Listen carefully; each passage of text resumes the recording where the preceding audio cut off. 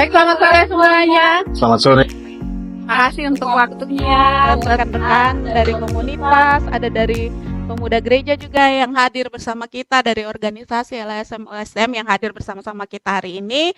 Dan khususnya terima kasih untuk waktunya ada Pak Christian dari Kelurahan Oisapa Barat, Bapak Lurah yang sudah hadir bersama dengan kami, dan juga ada Kak Melsi bersama-sama dengan kita dari Bank Sampah Mutiara Timur ya. Pasti ini namanya lumayan tenar, bukan lumayan tenar ya, sangat tenar, semua pasti tahu Bank Sampah. Sudah bertahan lama ya bersama dengan kita di sini. Nah, hari ini seperti yang diketahui tema kita adalah manajemen pengelolaan sampah, khususnya di Kota Kupang. Nah, hari ini kita akan sama-sama mendengar kisah-kisah dari masyarakat di Kelurahan Oisapa Barat, bagaimana mereka juga bekerja sama, ada swadaya masyarakatnya, bekerja sama dengan pemerintah dan kelurahan untuk mengatasi masalah sampah. Juga ada Kak Melsi bersama-sama dengan Bank Sampah Mutiara Timur. Berapa tahun ya Kak? Sudah 5 tahun kelima, luar biasa ya, yang terus bergiat di dalam isu-isu sampah. Nah, ini menjadi menarik. Kami mengambil tema hari ini, teman-teman, kami memutuskan bahwa kami ingin berdiskusi terkait dengan manajemen sampah, karena seperti yang kita tahu kalau misalnya musim hujan, sampah itu bukan hanya masalah di saluran pembuangan got-got di pinggir jalan, tetapi polusi udara yang disebabkan oleh bau-bau sampah yang dibuang sembarangan dan lain sebagainya, itu pasti itu menjadi masalah di musim hujan, yang bukan di musim hujan pun itu menjadi masalah, apalagi kalau misalnya di musim hujan. Apalagi Pak Christian bersama masyarakat pesisir juga merasakan dampak dari sampah-sampah bawaan dan lain sebagainya. Mungkin kita akan bercerita dulu isu-isu dari yang dihadapi oleh masyarakat di Oisapa Barat. Mungkin Pak Christian bisa mulai dulu. Baik, selamat sore untuk kita sekalian. Yang pertama kami mengucapkan terima kasih bahwa kami dari Kelurahan Oisapa Barat boleh diundang untuk hadir bersama dengan Bapak Ibu semua dalam rangka kita membagi cerita, berdiskusi tentang bagaimana pengelolaan sampah agar bisa mengajak peran serta dari masyarakat. Jadi pengalaman kami di Kelurahan Oisapa Barat, awalnya kami berpikir dulu bagaimana untuk bisa menyediakan tempat bagi masyarakat untuk bisa membuang sampah. Karena bagaimana kita mau memberikan sanksi kalau sarana prasarananya belum tersedia. Sehingga kami duduk bersama dengan masyarakat, kita berdiskusi bagaimana kita bisa menyelesaikan persoalan sampah ini. Kami berharap ada masukan-masukan dari masyarakat sehingga mereka bisa melaksanakan apa yang mereka punya ide ini, begitu. Ternyata ide yang timbulnya adalah bahwa Pak, kita tidak bisa tempatkan kontainer sampah itu di pinggir jalan karena susah untuk melakukan kontrol dan juga sangat mengganggu estetika kota. Nah, bagaimana kita memecahkan masalah ini? Akhirnya masyarakat menghibahkan lahan-lahan kosong mereka untuk kita tempatkan kontainer sampah. Jadi ada 7 wilayah RW di Kelurahan Oisapa Barat, semuanya kita tempatkan 1 unit kontainer sampah. Setelah ada kontainer sampah, tentu kita bicara soal bagaimana mengelola kontainer ini sehingga jadwal penjemputannya bisa jalan, tidak terjadi penumpukan, sehingga daerah di sekitar kontainer ini tidak lagi menolak kehadiran daripada kontainer sampah ini. Jadi kita duduk bersama, kita membagi peran pemerintah kelurahan apa, peran masyarakat apa. Peran pemerintah kelurahan, kami menyediakan sarana prasarana, kita menyiapkan sanksi bagi yang tidak melaksanakan kesepakatan rapat. Lalu kita juga memonitor daripada penjemputan kontainer itu. Peran masyarakat, bagaimana agar masyarakat bisa diajarkan budaya membuang sampah pada tempatnya. Yang kedua, bagaimana mereka menyiapkan petugas untuk melakukan penjemputan sampah dari rumah-rumah warga, menjaga kebersihan daripada kontainer itu. Nah, ini mereka bersedia untuk berkontribusi untuk petugas-petugas yang tadi dapat bekerja. Namun dalam perjalanan tentu dengan perkembangan penduduk tetap, penduduk tidak tetap di Kota Kupang, khususnya di Kelurahan Oisapa Barat, tentu kita tidak bisa berpikir lagi untuk semua sampah kita buang ke TPA. Dibuang ke kontainer dan diantar ke TPA. Karena seberapa kuat TPA itu menampung volume sampah yang terus meningkat. Sehingga kami sangat berterima kasih dengan kehadiran Bank Sampah Mutiara Timur. Jadi ada mama-mama kami di wilayah pesisir yang mana mereka ini memiliki masalah bahwa ketika musim hujan kami mendapat sampah kiriman yang begitu luar biasa. Karena orang masih budaya membuang sampah di kali masih cukup besar. Nah, apakah sampah yang ada di pantai ini akan menjadi masalah terus atau bisa menjadi potensi bagi kami? Sehingga mama-mama ini berinisiatif untuk mengumpulkan sampah. Tetapi kendalanya adalah tempat pengelola. Melihat masalah ini, maka ada warga kami yang kami bersyukur puji Tuhan bahwa dia menghibahkan lahan kurang lebih 250 meter persegi untuk dibangun sebuah TPS terpadu, di mana sebagai tempat untuk beraktivitasnya mama-mama pengelola bank sampah ini. Kami bersyukur pemerintah kota membangun fisik bangunannya. Pertama kami masih berpikir soal modal. Nah, kami berpikir soal modal, bagaimana kita mau membeli sampah dari yang masyarakat pilah. Tapi bersyukur setelah mereka membangun komunikasi dengan Bank Sampah Mutiara Timur, ternyata tidak perlu modal. Yang ada hanya kemauan saja untuk mau mengumpulkan.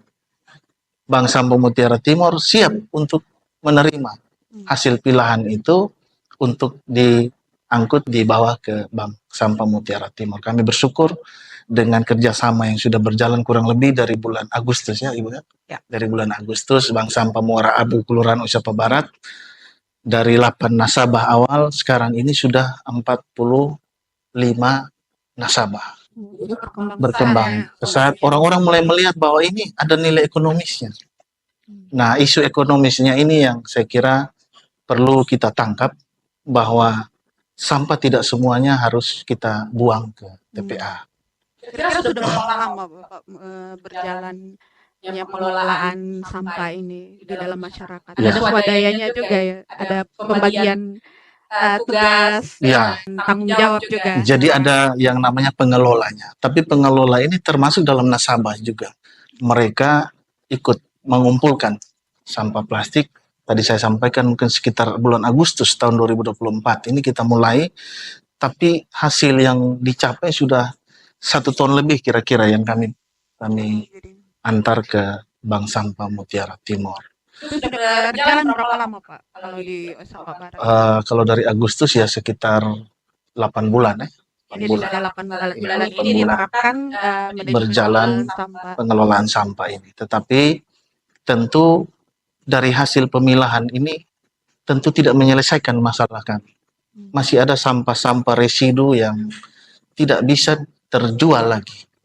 Begitu sehingga kami bersyukur bahwa 3 tahun belakangan ini kami didampingi oleh Politeknik Negeri Kupang dalam program pemberdayaan program pengabdian masyarakat. Jadi seluruh kegiatan pengabdian masyarakat dari setiap jurusan di Politeknik Negeri Kupang difokuskan ke Kelurahan Oisapa Barat untuk menjawab apa yang dibutuhkan oleh masyarakat di Kelurahan Oisapa Barat. Oleh karena itu kami sampaikan bahwa kami membutuhkan pengembangan pariwisata pesisir dan pengelolaan sampah. Oleh karena itu 3 tahun belakangan ini kami sudah mulai bekerja, hasilnya sudah dirasakan masyarakat, ada peningkatan UMKM di sana, peningkatan jumlah pengunjung pariwisata Pantai Paradiso dan Muara Abu. Dalam hal pengelolaan sampah ini kami berpikir bahwa residu-residu ini juga harus kita atasi. Oleh karena itu, sementara ini sedang dikembangkan sebuah peralatan pembuatan paving block ya.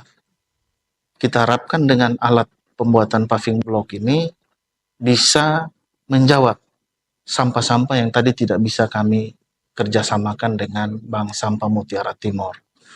Tetapi tentu ini bukan hal mudah karena kita harus membuat paving yang lebih murah daripada paving konvensional. Dengan komposisi seperti apa, dari plastik seperti apa, sehingga ini sementara tahap pembuatan sudah ada hasilnya, tetapi kita membutuhkan lolos uji lab. Sehingga sertifikat uji lab inilah yang akan kita pakai dalam melakukan pemasaran.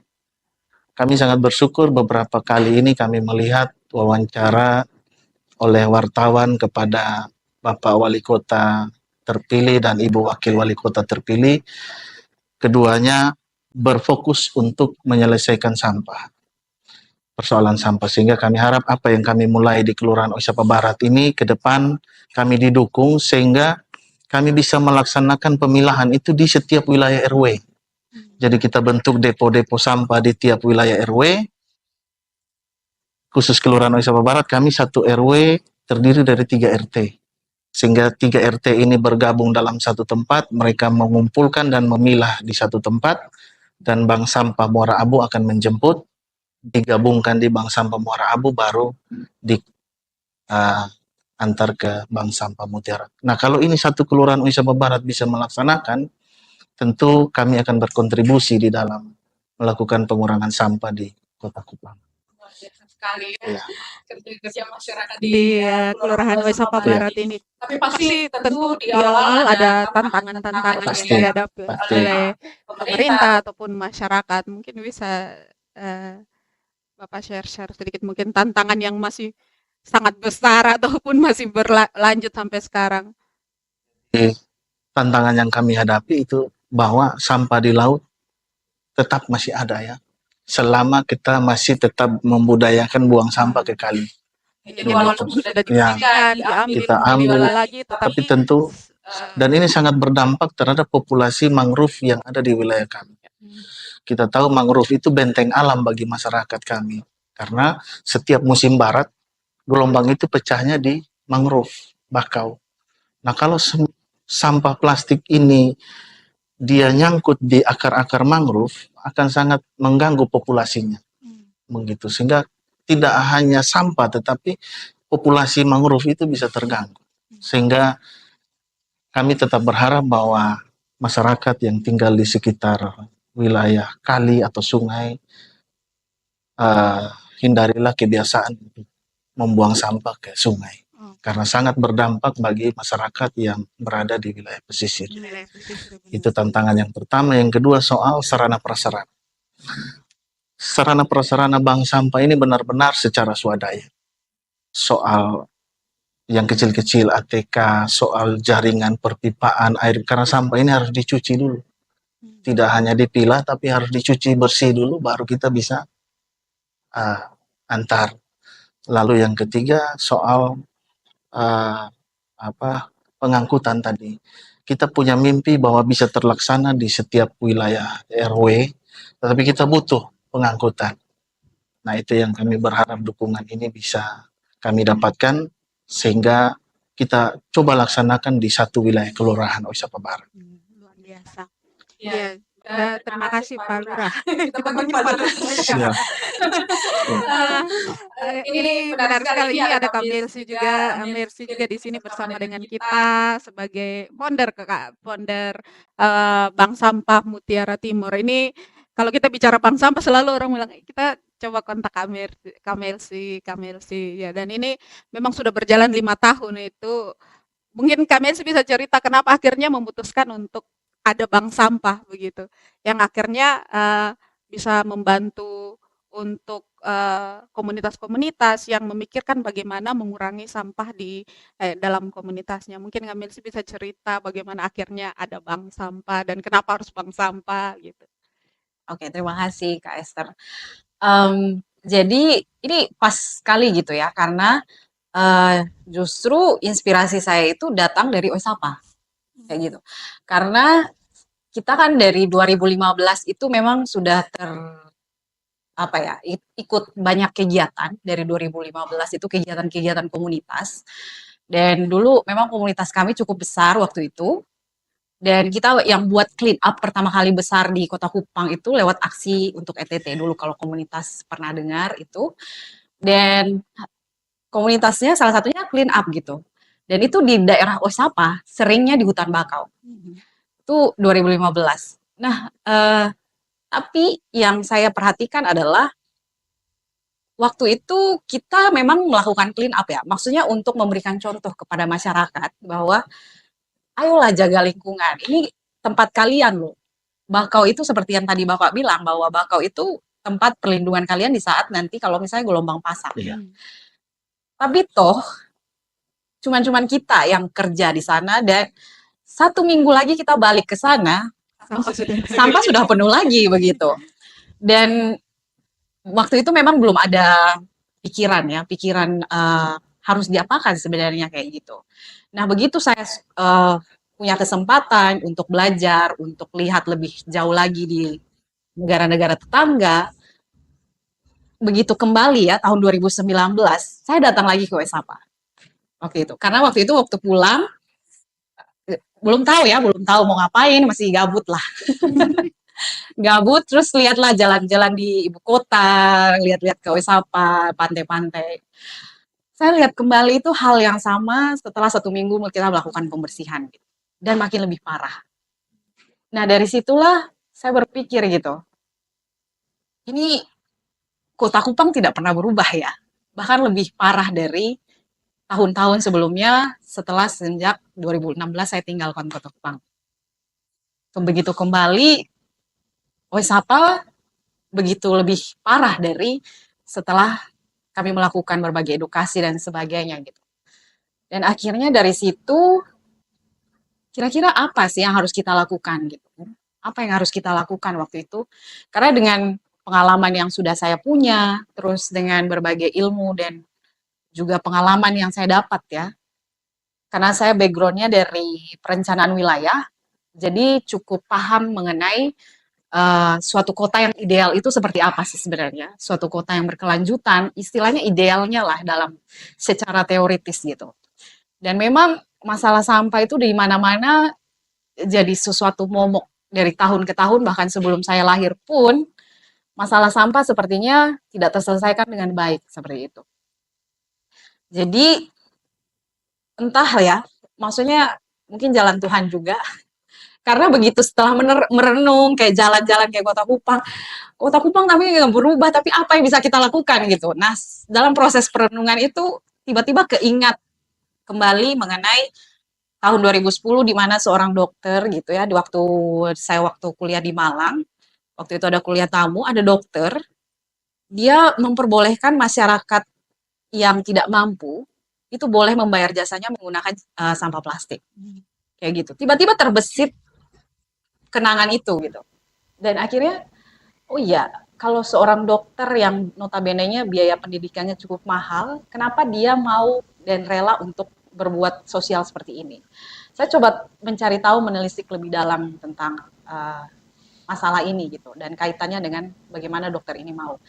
Ternyata dari situ saya dapat ilmu lah ya, ilmu bahwa ternyata sampah plastik ini masih sangat dibutuhkan oleh perusahaan-perusahaan yang memproduksi barang-barang dari plastik.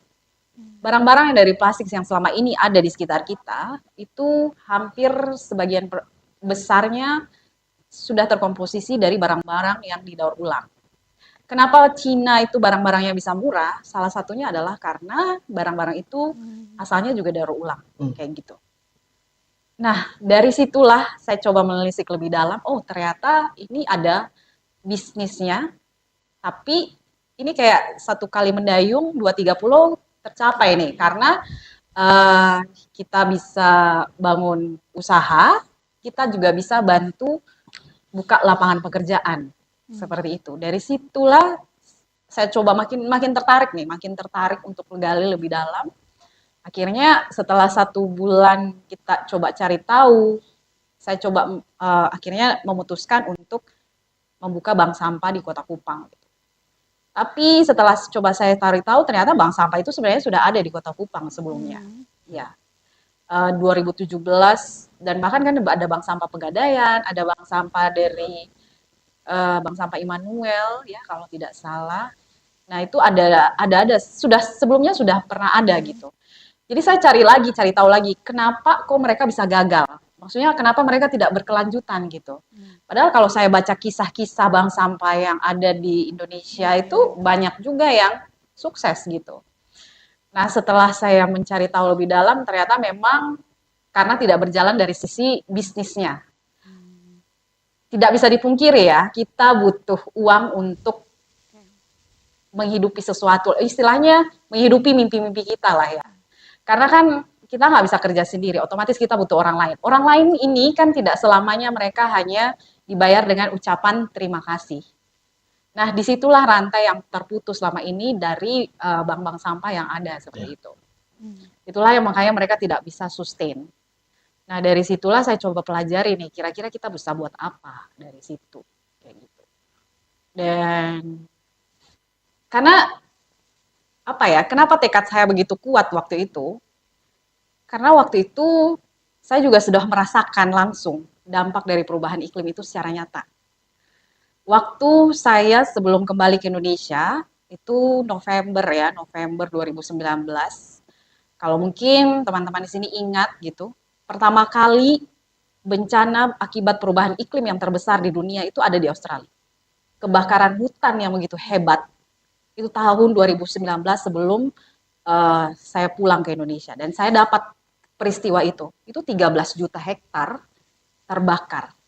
Dan itu pertama kalinya mungkin dalam sejarah sepanjang entah saya tidak tahu, tapi itu paling parah. Sampai bahkan negara-negara, bahkan Indonesia pun mengirimkan Basarnasnya untuk ke sana dibantu.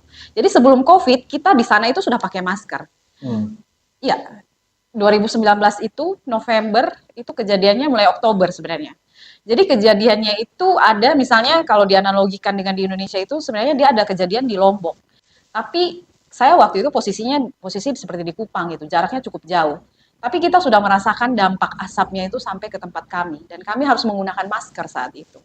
Segitu hebatnya perubahan iklim itu bisa mendatangkan bencana yang begitu dahsyat gitu. Itu pertama kalinya saya merasakan itu. Jadi ini akan lebih dahsyat lagi gitu. Akan lebih dahsyat lagi dampak dari perubahan iklim yang akan kita rasa di kemudian hari. Dan salah satunya setelah saya melihat, belajar lebih jauh adalah masalah sampah. Karena masalah sampah ini, orang hanya menganggap bahwa sampah ini tuh, dampaknya itu kan hanya sampai pencemaran ya. Kayak mengganggu kesehatan lah, dalam jangka pendek lah ya.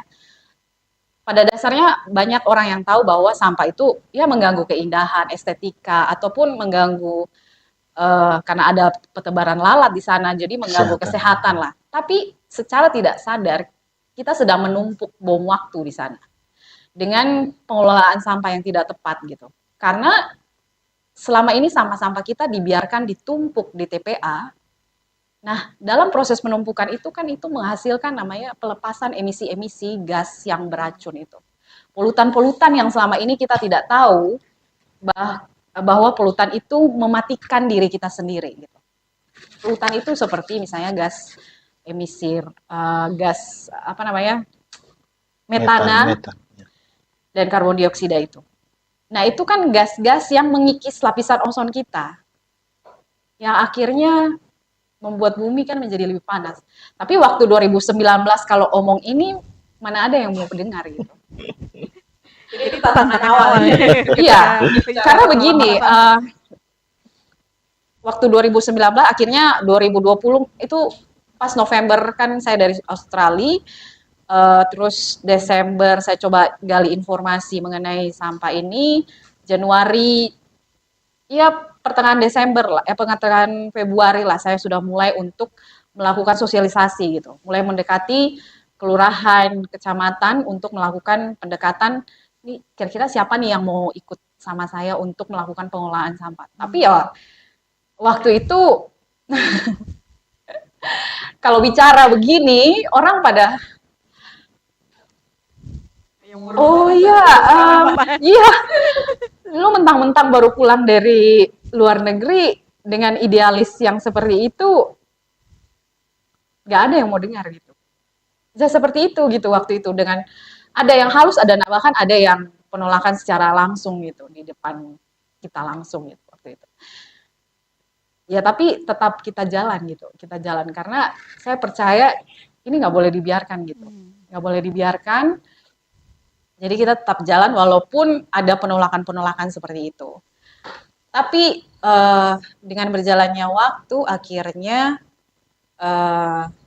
kita harus berhenti sejenak karena waktu itu COVID masuk ke Kupang. Maret akhir kasus pertama itu masuk ke kota Kupang. Jadi 2020. akhirnya saya sempat berhenti juga, tapi itu cuma beberapa minggu. Saya bilang, Tuhan, kalau engkau mau ini jalan, kasih saya petunjuk apa yang harus saya lakukan selanjutnya.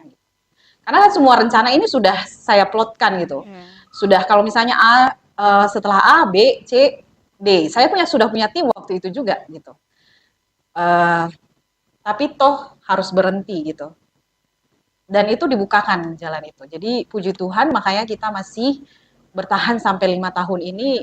Ya, karena ada kuasa juga sih yang di luar kemampuan saya itu. Nah, dari situlah ya. Jadi awal mulanya akhirnya tekad saya untuk membuat bank sampah itu di Kota Kupang ya karena itu melihat pesimis-pesimis dari pemangku-pemangku kebijakan khususnya yang berhubungan langsung dengan masyarakat ya. Karena masyarakat yang kita dekati saja sudah skeptisnya luar biasa. Toh selama ini kan aman-aman saja kita urus sampah. Kalau misalnya tidak diangkut toh kita bakar toh. Tidak ada masalah seperti itu. Lu datang di sini kau suruh kotong pilah-pilah, leh. Demoson ada kerja, kok itu kebanyakan tanggapan dari masyarakat itu seperti itu. Jadi itu masih terjadi atau hanya di awal-awal saja harus bilang masih ada, tapi tidak se ekstrem, sefrontal dulu lah ya, di mana mereka langsung omong di depan gitu. Tapi biasanya omongnya di belakang-belakang, karena mungkin sudah semakin masif pemberitaan mengenai milah sampah, bahaya dari keuntungannya. Iya, dan keuntungannya seperti itu. Kenapa saya juga akhirnya memutuskan untuk membuat bank sampah karena setelah saya pelajari juga bank sampah ini kan ada keuntungan ekonomi untuk masyarakat. Masyarakat ini kenapa mau terlibat adalah kalau mereka merasakan dampaknya langsung buat mereka sendiri. Secara ekonomi gini, karena begini, basicnya itu manusia itu egois. Lu datang tawar sesuatu, beta dapat apa? Itu dia, itu aja dulu. Mulai dari situ aja dulu. Jadi kalau kita mau mulai mindset ya, ini semacam sogokan mungkin ya kepada masyarakat supaya bisa dibilang kasar seperti itu, tapi dengan cara seperti itu setidaknya masyarakat mau melirik lah. Win-win solution. Betul, ya seperti itu. Jadi seperti karena kan ya kita saat itu belum bisa terlalu banyak mengharapkan pemerintah karena semua dana itu terserap untuk penyelesaian masalah COVID. Jadi ya bagaimana caranya masyarakat bisa melirik lah setidaknya waktu itu. Melirik dan melihat bahwa kita harus buat sesuatu nih, jangan kayak gini terus begitu. Seperti itu sih Kak. Luar biasa Kak, dan kerja-kerjanya. Jadi ada tim sendiri yang bersama-sama mengerjakan bank sampah ini dengan Kak Melsi. Ya, awal-awalnya. Kira-kira sudah dari sejak awal itu sampai sekarang tuh sudah berapa banyak? Apakah ini menyasar ke kelompok atau ke individu yang akan menukarkan sampah kepada Mutiara Timur ini atau bagaimana Kak untuk proseduralnya? Jadi kalau awal yang terbentuk itu memang karena waktu itu COVID ya, memang awal mula kita berdiri itu kita sasarnya adalah kelompok-kelompok, kelompok RT, kelompok RW, seperti itu. Kita masuk coba lewat kelurahan dan kecamatan waktu itu. Tapi karena COVID, jadi akhirnya kita menyasar lewat individu. Dari mulut ke mulut waktu itu, lewat grup ke grup waktu itu. Dan memang tidak terlalu efektif begitu. Karena masyarakat kalau sudah milah sampah itu kan sampahnya sedikit ya. Kalau sudah terpilah itu kan sampah yang terbuang sedikit, tapi sampah yang sudah terpilah untuk diuangkan juga sedikit gitu. Nah untuk effort untuk bawa sampah itu ke kami itu kan cukup besar gitu kan. Jadi biasanya cuma di awal-awal saja semangatnya. Jadi tidak berkelanjutan seperti itu. Nah, begitu COVID mulai mereda, saya mulai bentuk tim baru lagi karena tim saya yang awal itu sudah tidak bisa berjalan lagi karena setelah COVID kita kan tidak tahu mau buat apa gitu kan, kita jalan sendiri-sendiri akhirnya. Saya coba untuk masuk dari grup ke grup. Nah, tapi setelah COVID mulai mereda, kita coba pendekatan lagi ulang, kita bentuk namanya ekosirkular namanya. Ekosirkular dengan teman-teman dari Muhammadiyah dan Unwira. Kita bentuk tim lagi. Waktu itu juga dibantu oleh HIPMI juga. Kita masuk ke pemerintahan untuk bantu kami masuk ke kecamatan-kecamatan untuk melakukan edukasi lanjutan lagi karena sasaran kami adalah kelompok-kelompok masyarakat ini. Tapi memang toh gagal. Akhirnya puji Tuhan kita ketemu lagi dengan plan internasional gitu. Ada Kak Ani di sini yang akhirnya membuka lagi jalan untuk kita masuk ke 4 kelurahan waktu itu. 4 kelurahan dan berhasil. Nah, dari situlah mulai ini nih turning point-nya atau titik baliknya. Banyak masyarakat yang mulai melihat dari sudut pandang yang berbeda tentang penanganan sampah. Seperti itu. Dari situ, jadi dengan adanya juga dengan masuknya teman-teman dari plan ini, terus pemerintah juga mulai semakin aware dan semakin mulai ada kepedulian lah dari pemerintah, makin banyak bantuan yang kita dapatkan dengan pemberitaan-pemberitaan yang terus-menerus, tapi sama ini belum terlalu berkelanjutan. Nah, mulai banyak masyarakat yang mendengar. Terpaparan ini akhirnya membantu kami untuk edukasi lebih gampang lagi untuk masuk ke masyarakat seperti itu. Nah, dari situlah sampai sejauh ini kita sudah punya ada sekitar 20 unit. 20 unit dan dari 20 unit itu sudah menjangkau 20 unit truk bank 20 unit bank sampah. bank sampah. Iya, 20 unit bank sampah dan itu sudah mencakup 3.000 keluarga yang terlibat di dalamnya.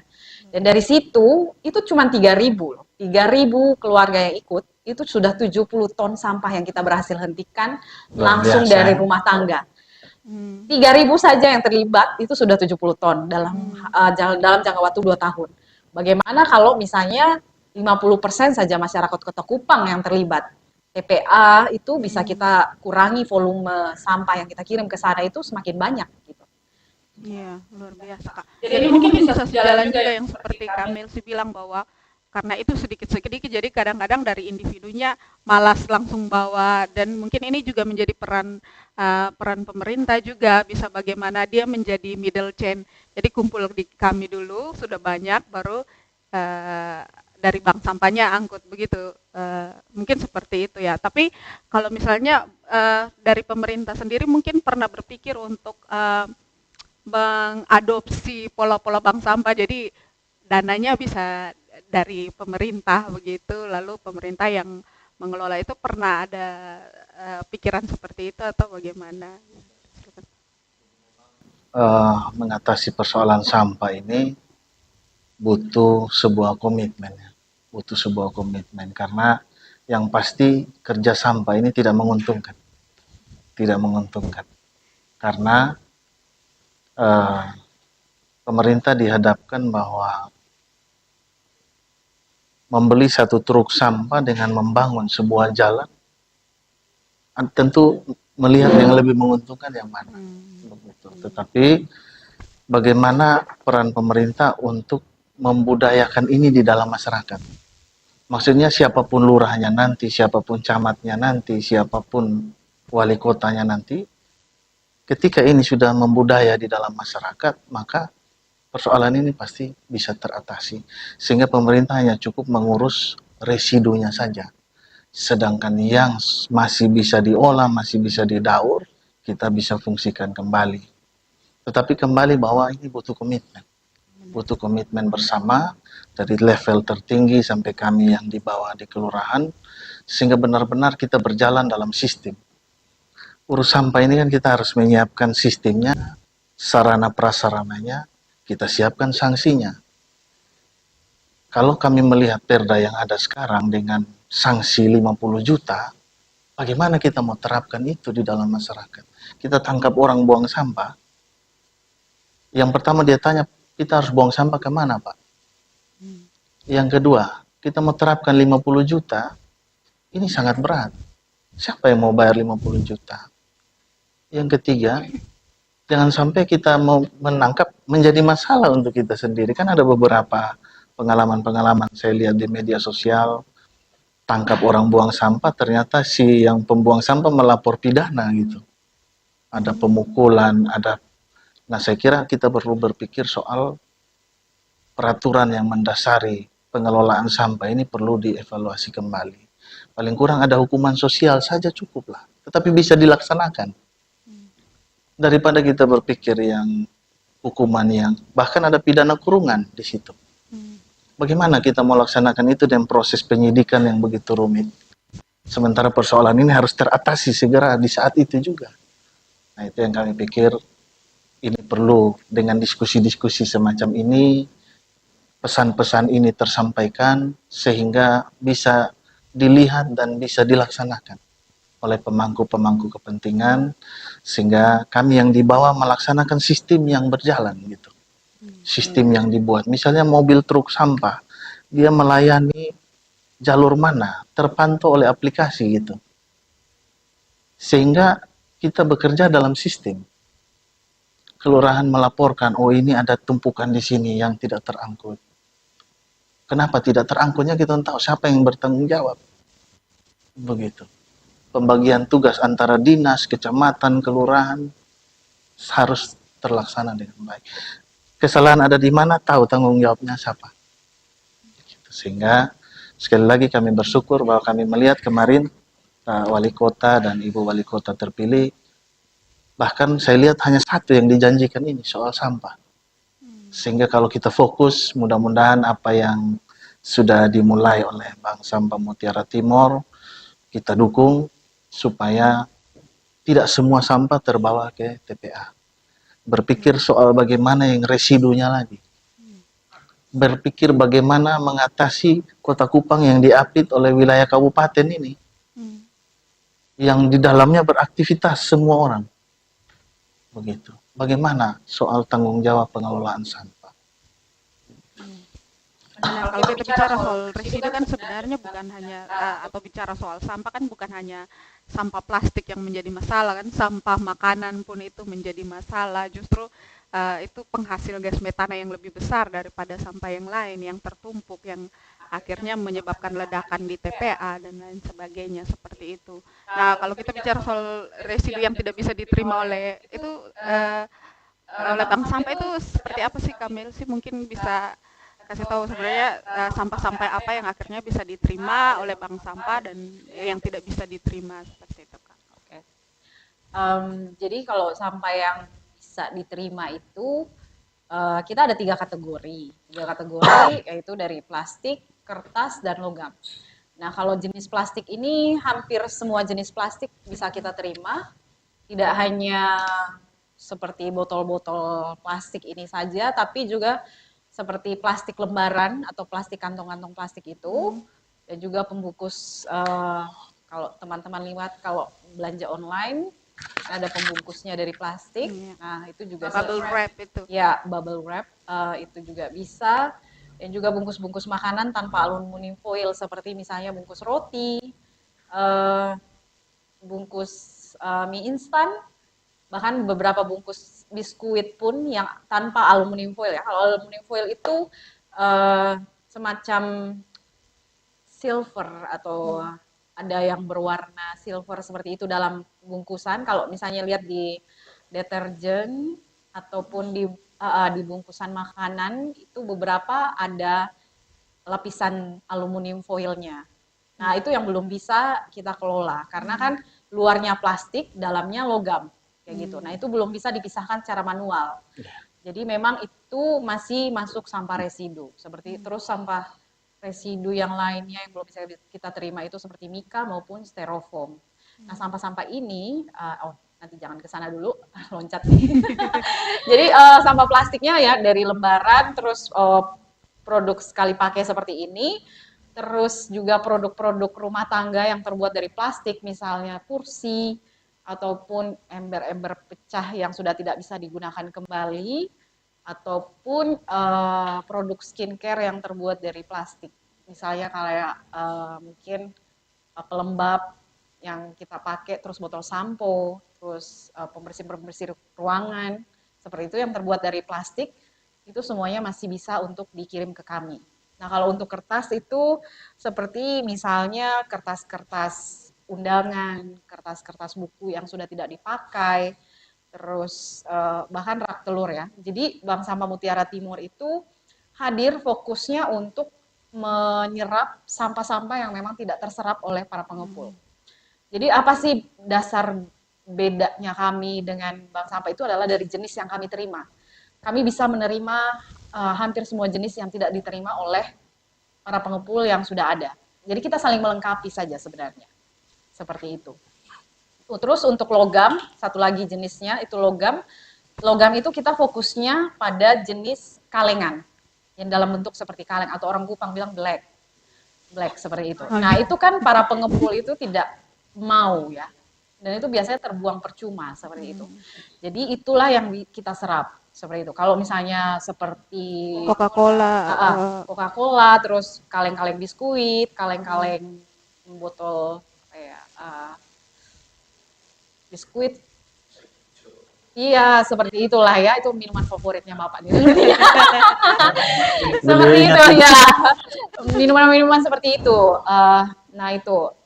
Nah itu kan jarang-jarang ada diterima gitu kan, atau kaleng-kaleng yang biasa nggak diterima itu kaleng-kaleng susu, kaleng-kaleng biskuit itu seperti itu jarang mau diterima seperti itu. Jadi Bank Sampah Mutiara Timur hadir untuk menyerap sampah-sampah yang sebenarnya masih bisa didaur ulang, tapi tidak diterima oleh para pengepul itu. Nah kalau misalnya kayak logam-logam dari hasil konstruksi ataupun misalnya dari rumah tangga yang berbentuk cukup besar seperti itu bisa menghubungi para pengepul yang terdekat di rumah teman-teman. Nah, terus apa yang terjadi dengan sampah-sampah yang misalnya tidak tertangani oleh kami, seperti misalnya sampah organik. Sampah organik ini sebenarnya gampang sekali penanganannya kalau kita mau untuk terlibat gitu. Karena sampah organik ini sebenarnya dia harus dikembalikan ke alam. Apa yang dari alam dikembalikan ke alam lagi gitu. Dan apa yang dibuat manusia kembalikan lagi ke manusia gitu. Ya sepertinya kan tadi yang jenis-jenis tadi yang anorganik yang sudah saya sebutkan itu kan semuanya buatan manusia ya. Hasil kreativitas dan perkembangan zaman lah. Jadi kita bisa menikmati ada air mineral dalam botol plastik dan sebagainya seperti itu. Nah, itu kembalikan lagi ke manusia untuk diproduksi kembali sehingga tidak merusak alam. Tapi kalau yang dari organik, kembalikanlah mereka ke alam gitu. Apa yang bisa kita buat? Salah satunya mengubur mereka gitu. Ataupun kalau misalnya kita suka punya ternak, berikanlah ke mereka gitu. Seperti misalnya bebek, itik. Ataupun kan kalau di Kota Kupang kan binatang yang pemakan segalanya adalah babi kan. Yang paling gampang untuk menerima sampah-sampah organik kita gitu, walaupun tidak semua. Nah, kalau misalnya yang tidak diterima oleh ternak-ternak ini, apa yang bisa kita lakukan? Kalau misalnya kita malas untuk mengkompos, kompos itu sederhananya kita mengubur kembali mereka ke alam gitu. Kalau misalnya kita tidak mau buat apa-apa, kayak misalnya untuk kompos itu membuat prosesnya lebih cepat saja. Tapi kalau misalnya tidak mau, ya sudah kubur saja di dekat tanaman-tanaman yang Bapak Ibu punya gitu. Seperti itu pun sudah sangat membantu sebenarnya. Secara gampangnya itu seperti itu. Nah, kalau misalnya mungkin yang paling susah adalah dari kalau skala besar ya, seperti dari hotel, karena mereka tidak punya waktu untuk mengelolanya itu. Nah, itu bagaimana dari pemerintahnya itu bisa atau dari masyarakat, karena sebenarnya kalau sampah organik mau dikelola itu juga ada potensi bisnisnya di sana kayak gitu. Bukan cuma untuk makanan untuk babi saja, tapi sekarang banyak inovasi-inovasi baru seperti misalnya adalah membuat ternak maggot atau dari lalat gitu. Lalat itu diternakan, tapi bukan lalat yang hijau ya, bukan lalat yang biasa singgah hinggap kita gitu ya, bukan. Tapi lalatnya bentuk berwarna hitam, dia disebut BSF atau lalat tentara hitam. Dia agak berbeda dari lalat-lalat pada umumnya yang sering kita lihat. Nah, lalat-lalat ini apa tuh bilangnya, Kopom, ulat-ulatnya itu namanya maggot bahasa kerennya. Nah, itu ulat-ulatnya itu sebenarnya yang sebelum dia menjadi lalat kan dia ada bentuk ulat. Nah, ulat-ulatnya itu yang nanti dijadikan makanan ternak unggas maupun ikan. Jadi itu proteinnya cukup tinggi dan di Jawa itu sudah dikembangkan secara luas dan secara masif seperti itu. Nah, banyak peluang-peluang usaha yang kalau sampah ini benar-benar terkelola dengan baik. Benar Seperti sekali Kang itu. Elsi. Ya, baik. Terima kasih. Mungkin kita jeda sebentar dulu Teman-teman yang lain bisa bertanya. atau memberi usulan ataupun mungkin ada pengalaman-pengalaman dari teman terkait dengan sampah, mungkin bisa mau bertanya, mau atau memberi ide, silakan. Atau mungkin ada masukan juga untuk bikin Pavling kayaknya punya pengalaman atau punya jaringannya di sini, itu boleh, silakan. Baik, selamat sore teman-teman semua. Selamat sore. Selamat sore dua narasumber luar biasa ya yang hadir saat ini bersama-sama dengan kita. Perkenalkan, saya Ani Talan. Saya dari Yayasan Plan Internasional Indonesia. Kebetulan saya jadi kakak dari satu orang anak, sebenarnya adik saya. Kami berdua kerja di Kota Kupang ini juga awalnya sih karena tahu kalau ada Bank Sampah Mutiara Timur.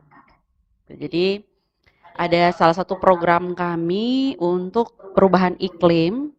Jadi sebenarnya program ini kita di proposalnya kita itu memang tidak ada keharusan untuk punya nasabah nasabah sampah di Kota Kupang.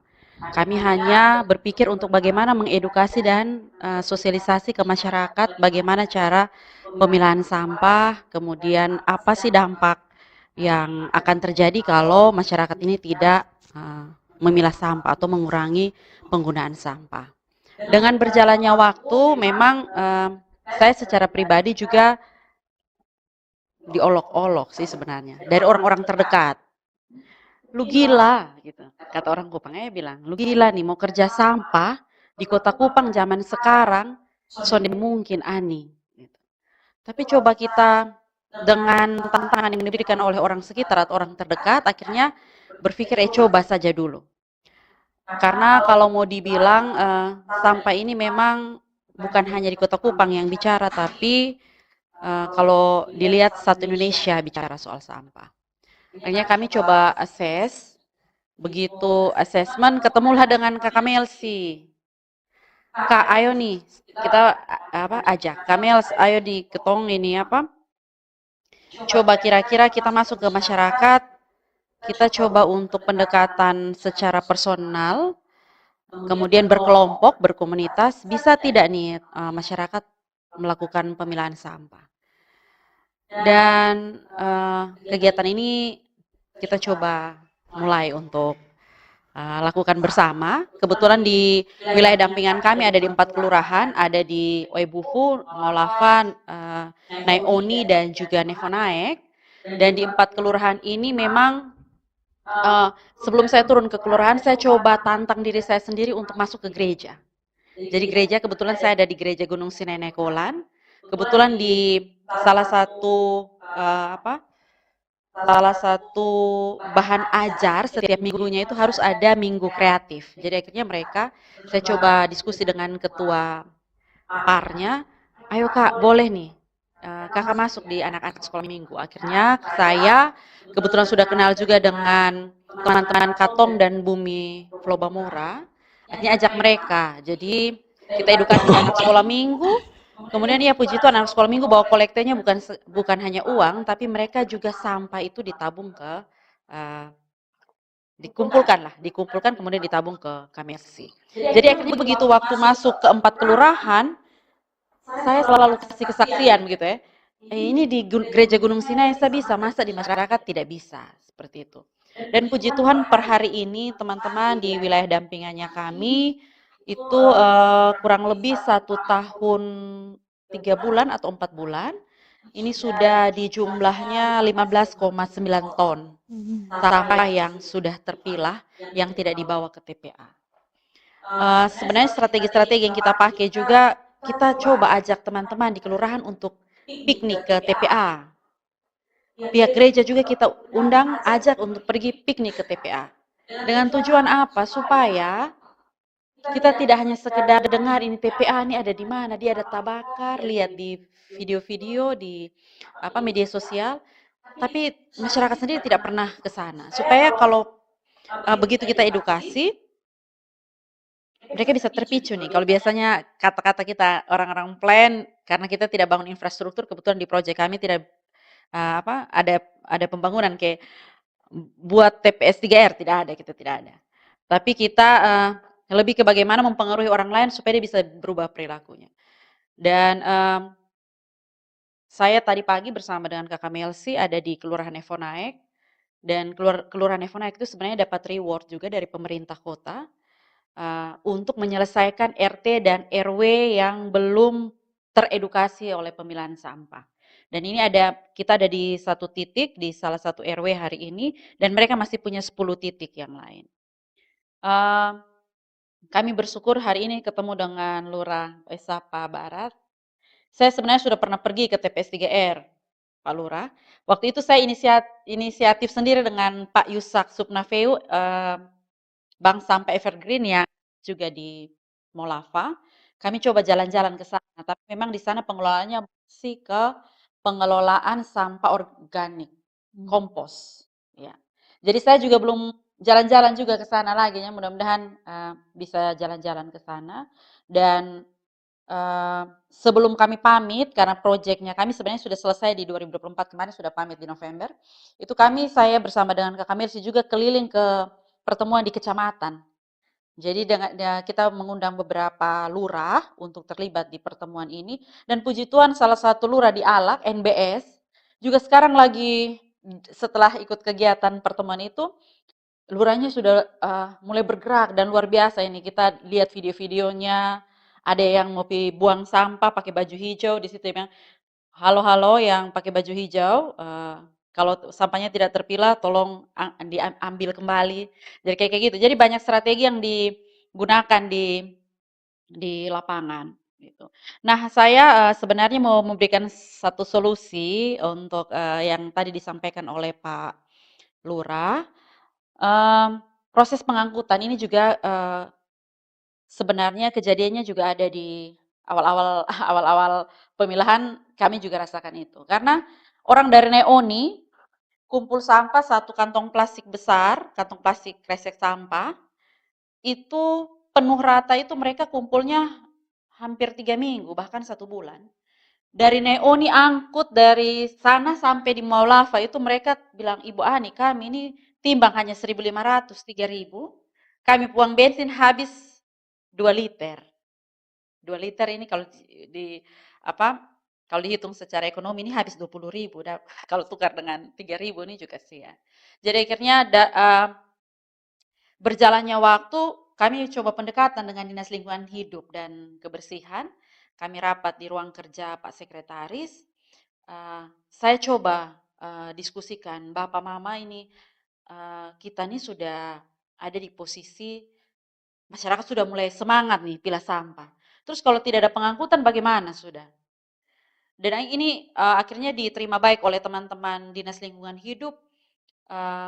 Menurut satu staf di Lingkungan Hidup bilang ke Pak Sekretarisnya, Bapak ini teman-teman plan sudah datang bantu kita nih. Jadi teman-teman yang biasa angkut-angkut sampah, mereka tidak lagi harus ambil sampah dengan jumlah yang besar, sampah yang campur itu kan, sampah yang seperti biasa kita buang itu. Tapi ini mereka sudah bantu dengan sampah yang tidak bau, dengan kata sederhananya seperti itu. Akhirnya Pak Sekretaris bilang, oh oke. Kalau begitu kita bagi peran nih. Plan di bagian edukasi, kami di bagian pengangkutannya.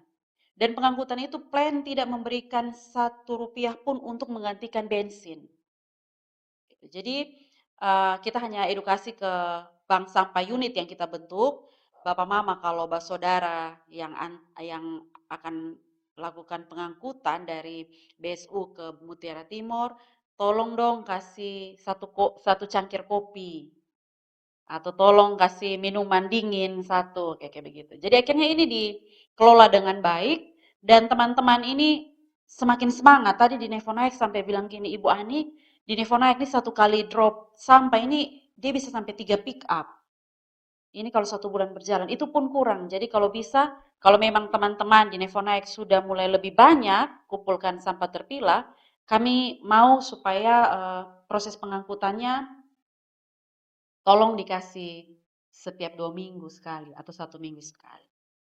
Nah, saya bisa menjamin bahwa setelah plan keluar kemarin, ini bisa tetap sustain untuk dilakukan karena kami juga sudah bentuk BSU, sudah di SK-kan, ditandatangani oleh lurah dan juga sudah sepengetahuan teman-teman yang ada di level di atas ya, Dinas Lingkungan Hidup dan Pak Wali Kota juga.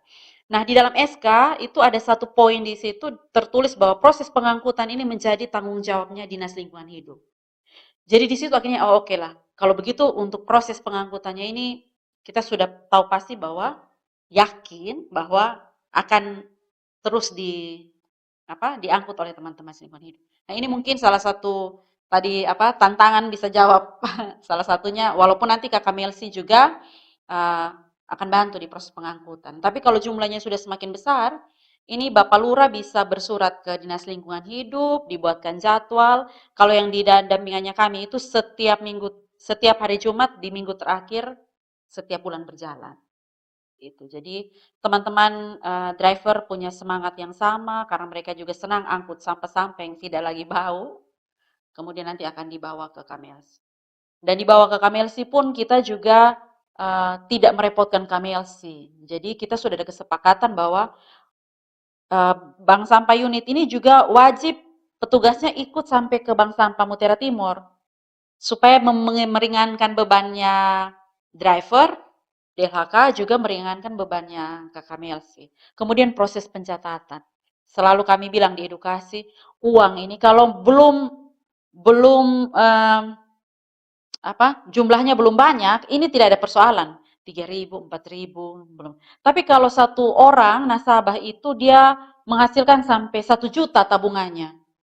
Ini bisa jadi masalah. Bayangkan kalau 1 nasabah paling sedikit 200.000 saja.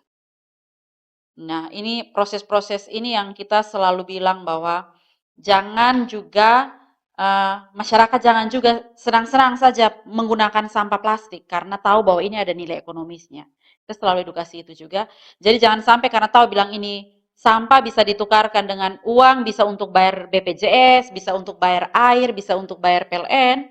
Terus masyarakat atau kita sendiri senang untuk menggunakan sampah dengan dengan senang-senang saja karena tahu persis bahwa nanti kita akan dapat keuntungan uangnya. Itu sih yang perlu digarisbawahi. Makanya kemana-mana selalu kami bilang, tolonglah kemana-mana ada tumblernya, botol air. Atau paling tidak mau ke Alfamart ada tote bag-nya. Selalu kita edukasi itu. Dan itu bukan dari saya saja, tapi dari Kamelsi juga selalu tekankan itu. Seperti itu teman-teman. Dari saya mungkin cukup itu dulu. Mudah-mudahan ini membantu dan mudah-mudahan kami juga masih bisa edukasi walaupun proyeknya kita sudah selesai tapi bisa edukasi ke lebih banyak orang lagi. Terima kasih.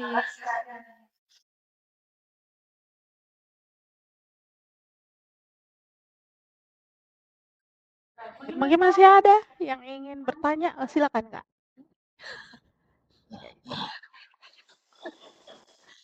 Posisinya sama seperti tadi. Ya, walaupun Kami yang lain. Oke, baik, makasih Kak. Terang di depan. Oke, baik, makasih Kakak. Perkenalkan Beta Radit dari perwakilan Koalisi Kopi. Mungkin pertama mau sharing sedikit pengalaman. Kebetulan pas bicara tentang sampah dan TPA, kebetulan Beta rumah di Kelurahan Alak dekat dengan TPA. walaupun TPA itu ada di Kelurahan Manulai 2, tetapi dia sangat dekat dengan Kelurahan Alak dan berdekatan dengan RT 1 di wilayah Kelurahan Alak. Mungkin cerita pengalaman sedikit terkait karena tadi sempat di-mention kalau tidak dikelola dengan baik, TPA itu menumpuk lalu bisa terbakar dan lain sebagainya. Nah, pengalaman setiap dari berapa tahun yang lalu, 2022, 2023, 2024, 3 tahun berturut-turut TPA itu terbakar. Dan dampaknya jelas ke masyarakat Kelurahan Alak dan itu sangat parah ke kesehatan ketong, terutama beta waktu 3 tahun berturut-turut tuh kalau kena secara fisik beta hampir tumbang malam pertama tuh karena tuh hampir tumbang, panik, akhirnya komunikasi dengan teman-teman anak muda di wilayah Kelurahan Alak, ini sebenarnya bau asap dari mana? Kayak gitu. Katong cross check lah di salah satu perusahaan perusahaan daerah di Katong situ di Kelurahan Alak, PT Semen. Pikirnya tuh dari PT Semen dengan beberapa anak muda dan toko RT, tapi tidak ada. Akhirnya sudah ikutlah ini bau arah asap, bau ini asap yang terbakar nih pada malam hari tuh. Cek-cek ternyata di TPA. Nah, akhirnya banyak berkepanjangan, TPA itu terbakar terus menerus. Balik lagi, sempat beta ingat tadi Pak Lurah sempat mention soal sistem dan sistem, kasih banyak juga dari teman-teman Bank Sampah Mutiara Timur. Berpikir ini diskusi yang baik. Yang pertama beta apresiasi diskusi yang baik. Terima kasih juga buat Bapak Lurah, semangat Bapak Lurah dan akhirnya masyarakat di wilayah Osapa Barat sudah mulai teredukasi dengan baik dan harapannya semoga di Kelurahan Alak juga bisa ikut jejak teman-teman di Osapa Barat dengan bisa bekerja sama dengan KMLC. Kemarin sudah sempat hadir juga di Kelurahan Alak. Balik lagi soal sampah, berpikir beta senang dengan statementnya Pak Lurah, katong bisa bagi peran. Masalahnya ada di sistem dan itu benar. Pengalaman TPA terbakar 3 tahun berturut-turut, ternyata masalahnya itu ada di sistem. Sistemnya ada, tapi itu tidak dijalankan. Kayak gitu. Kita bisa lihat di Undang-Undang Nomor 18 Tahun 2008, bagaimana cara tata kelola sampah, peran ketong sebagai masyarakat, sebagai anak muda, sebagai komunitas, itu di mana, peran pemerintah itu di mana. Itu sudah jelas, tapi balik lagi sistem itu, sekarang yang kita lihat sistem itu sudah jalan. Sama kayak sepakat dengan Bapak Lurah, TPS hampir di setiap kota Kupang itu sudah hampir semua tidak ada. Dan itu PR bersama ketong semua sebagai masyarakat yang hidup di kota Kupang. Berpikir ketong perlu sadar juga soal ini. Ketong mau bersuara atau ketong mau semangat apapun itu, tapi atau ketong mau bikin aksi apapun itu, beta senang dengan Mutiara Timur sudah bantu mengurangi volume sampah yang ada di TPA, tapi itu juga sama kayak Pak Lurah bilang, itu belum bisa menyelesaikan sampah. Sampah setiap hari akan menumpuk terus dan otomatis ketika kalau meletus lagi, masyarakat yang tinggal di Kelurahan Alak yang merasa dampaknya. Mungkin di sini dari pribadi belajar dari pengalaman, mungkin mau titip pesan saja buat teman-teman di pemerintahan, terutama di dinas mungkin, atau di teman-teman di DPR mungkin, kalau bisa ketemu bagi peran sebagai masyarakat adalah mengedukasi soal bagaimana cara pilah sampah dengan baik dan bisa bekerja sama dengan teman-teman di Mutiara Timur. Katong akan pilah sampah, tapi tolong dong pemerintah juga tolong dong jalani tugasnya dengan baik sesuai dengan sistem yang tadi dibilang, yaitu yang ada di peraturan Undang-Undang Nomor 18 Tahun 2001 tentang kelola sampah, dan juga sudah ada perda juga di Kota Kupang. Artinya kalau dilihat dari kenapa sih sistemnya sudah ada, undang-undangnya sudah ada, siapa yang pilih, baik itu pemerintah menjalankan fungsi tugasnya, terus juga dari brand-brand besar yang menghasilkan sampah ini juga, itu juga ada tanggung jawab juga mereka di situ kan.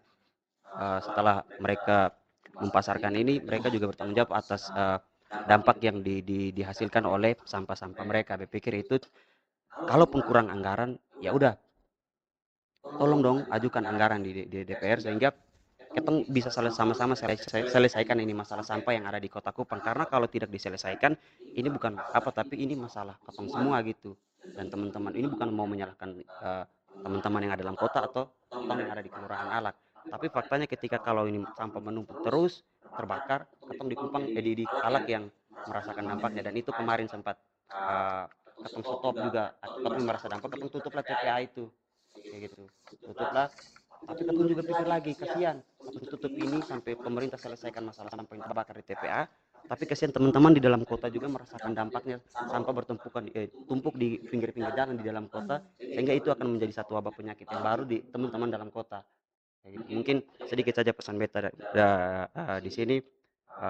Mari ketong sama-sama bekerja sama, bergandeng tangan, baik dari masyarakat, dari komunitas anak muda, pemerintah pun juga, iya tolong dong sadar gitu. Soal masalah sampah jangan dilihat karena di dinas lingkungan hidup tidak ada anggaran jadi sudah sampah tidak diurus, tapi balik lagi itu dampaknya ke kita gitu. Soal kesadaran mungkin soal bagi peran ini tadi soal sistem itu tuh pikir itu yang perlu beta mau pertegaskan di sini, sehingga ketong bisa tuh proyek rame-rame, ketong kolaborasi dengan masyarakat dan komunitas banyak rame-rame, ketong berpegandeng tangan, ketong sosialisasi ke masyarakat. Sampah jangan lagi buang di kali, kasihan ekosistem kayak gitu. Ada Mutiara Timor, itu bisa jadi nilai ekonomis kayak gitu. Mungkin tugas dan tanggung jawab ketong sebagai masyarakat, sebagai komunitas, di situ ketong bisa bagi peran. Ketong akan siap kapanpun dibutuhkan oleh pemerintah, oleh negara, ketong akan siap turun hadir bergandeng tangan sama-sama menyelesaikan persoalan sampah di Kota Kupang. Sehingga tadi Pak Kalura bilang sama di Osapa pasti akan bermuara ke laut atau ke mangrove. Di Alak juga begitu, sampah dibuang ke kali dekat dengan jembatan Tonos itu, muaranya ke laut, lalu merusak ekosistem terumbu karang yang ada di pesisir Teluk Kupang.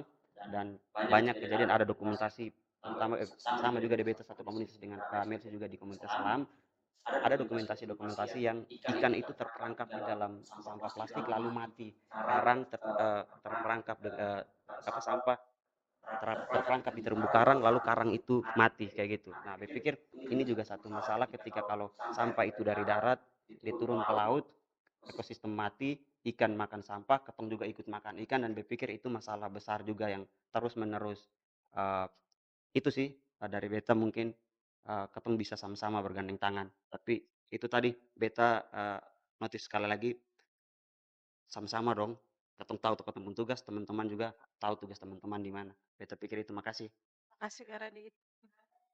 Iya, benar sekali. Jadi sebenarnya kalau kita buang sembarangan, bukan kita yang menerima dampak paling besar. Biasanya ada orang lain di pesisir pantai, ada ekosistem di perairan, ataupun bahkan ada yang kadang-kadang camping di hutan juga mereka bawa sampah-sampah plastik bawa ke sana tidak dibawa pulang kan.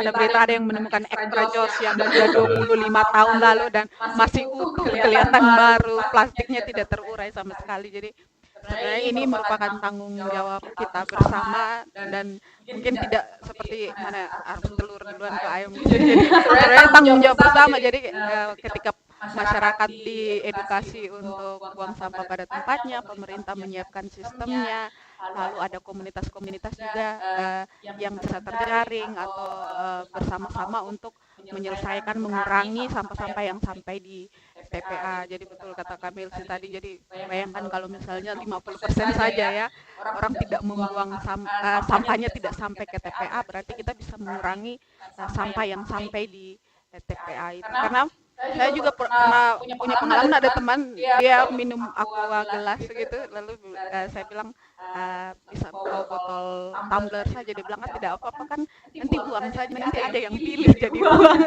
Nah itu kan akhirnya miris juga, bilang masa sengaja adakan sampah supaya bisa ditukar dengan uang. Dan tapi tadi Kani dan Kamil sih juga terus mengedukasi ya bahwa ini bukan berarti jadi uang, jadi sengaja menambah sampah untuk dapat cuan lagi begitu ya. Nah ini Sebenarnya sudah 1 jam lebih podcast kita. Jadi ini sangat menarik ya, tapi nanti bisa didiskusikan. Misalnya ada yang jalan-jalan ke Osaka Barat, masih bisa ketemu Pak Lurah. Boleh Pak Lurah main-main tiba-tiba sudah di kantor Siap. Lurah mau ketemu Christian. Lalu atau misalnya mau dapat informasi tentang bank sampah, itu di mana Kak kita bisa mengakses soal itu? Oke, kalau bank sampah sendiri kita juga aktif di sosial media, tapi lebih ke Instagram sih. Memang tujuannya untuk anak muda gitu ya. Iya. Jadi kita di Instagram itu bisa di reach out di mutiara dot atau titik timor. Nah itu bisa DM langsung di sana untuk tanya-tanya mengenai misalnya untuk mau ajak kita edukasi ataupun ngajarin masyarakat di tempat tinggal kalian bagaimana cara memilah sampah, itu kita bisa datang kayak gitu tanpa harus memikirkan masalah administrasi ataupun hal-hal berbau seperti itu gitu. Dan kalau misalnya ingin langsung ke tempat kami melihat-lihat gitu ya, karena begini, waktu awal orang mendengar bank sampah itu mereka melihatnya sebagai suatu TPA mini gitu. Jadi semua sampah yang kecampur aduk itu dikirim ke sana dan dalam pikiran mereka itu, ya dalam pikiran mereka itu ini pasti bau gitu ya, kayak gitu. Itu awal-awal waktu kita jalan dengan Kak Ani itu, bang sampah ini apa? Ini bak baru begitu yang harus dititipkan sampahnya, tapi bisa diuangkan gitu. Aduh, bukan. Maksudnya ini sudah terpilah. Jadi begitu sampah sudah terpilah itu tidak menghasilkan bau sama sekali kayak gitu. Karena kita menumpuk sampah itu hampir 10 sampai 30 ton setiap bulannya dan itu tidak menghasilkan polusi bau di sekitarnya kayak gitu. Bahkan kita terus pantau juga perkembangan DBD selama musim hujan ini dan tidak ada perkembangan yang berarti ya. Maksudnya gejalanya tetap dari tahun ke tahun di tempat yang sama bahkan sebelum tempat kami itu ada kayak gitu. Jadi karena memang kan proses kami begitu kita melihat sudah ada air tergenang dan jentik-jentik nyamuk itu kita langsung bereskan masalahnya di situ. Jadi semua sampah itu ditangani dengan baik di sana kayak gitu. Jadi kalau yang mau lihat-lihat bisa ke Molafa ya di Jalan SD Laning, kita bisa dicari juga di Google Map, bisa ketik Bank Sampah Mutiara Timor, nanti bisa ditunjukkan dibantu oleh Google Map. Nah kalau misalnya nggak bisa pakai Google Map, itu patokannya Puskesmas Pembantu Molafa. Puskesmas Pembantu Molafa kayak gitu. Baik, nanti ditampilkan di sini Kak Adi. Oh ya, kalau mau nomor telepon juga boleh gitu ya. Boleh. Ya. Tapi jangan dimasukin ke grup ya. Grup-grup aja. Jadi kalau misalnya mau butuh nomor telepon nih, bisa di nomor 081 339 780798. Siap. Bisa diminta di panitia. Oh iya, boleh minta di panitia. Baik, untuk menutup podcast kita mungkin ada pesan-pesan atau harapan dari Bapak Lurah dan Kak Melsi. Silakan mungkin. Baik, terima kasih. Jadi kami sepakat sekali dengan Kakak Radit tadi. Saya sebenarnya 3 tahun di Kelurahan Alak sana sebagai sekretaris lurah. Jadi sesuai Kak Ani bilang tadi, orang kalau melihat TPA Alak itu orang akan berpikir bagaimana supaya bisa selesai, bisa mengurangi. Karena kondisi di sana itu sudah sangat-sangat memprihatinkan. Bahkan pikiran kami mungkin ke depan pemerintah Kota Kupang perlu berpikir untuk bagaimana membagi peta wilayah pembuangan sampah ini. Karena kami dari Kecamatan Kelapa Lima ini terus terang kendaraan itu memang terlalu jauh kalau harus sampai ke Kelurahan Alak, Kelurahan Manulai 2 sebenarnya dia, tetapi namanya TPA Kecamatan Alak. Yang berikut bahwa kita perlu mengajak peran masyarakat. Karena penghasil sampah ini adalah kita semua ini. Jadi bagaimana peran masyarakat ikut dalam pengurangan sampah ini. Bagaimana peran dari stakeholder lain, perguruan tinggi, pengusaha. Kota ini milik kita semua. bagaimana kita perlu membangun kesadaran bahwa ketika kota ini bersih, indah, nyaman, kita yang di dalam ini meninggalkan budaya yang baik untuk anak cucu kita ke depan. Bagaimana kita hidup dengan dicap sebagai kota terkotor. Bagaimana kita bisa merubah pola masyarakat, pola hidup masyarakat, sehingga mereka bisa mendukung program-program pengurangan sampah ini. Saya kira apa yang sudah dimulai ini baik, kami coba melaksanakan sebenarnya kami memulai ini karena memang dari kami melihat apa yang sudah dibuat plan pendampingan di 4 kelurahan yang lain ini, kami melihat bahwa ini sesuatu hal yang baik, yang walaupun kami tidak masuk dalam pendampingan, tapi kami pikir pengalaman-pengalaman yang ada ini kami pelajari untuk bisa kami laksanakan juga di Kelurahan Oisapa Barat. Terus terang bahwa kami di kelurahan memang tidak bisa terlalu fokus dalam mengurus sampah, karena persoalan di kelurahan tidak hanya soal sampah. Masalah sosial yang ada ini cukup banyak.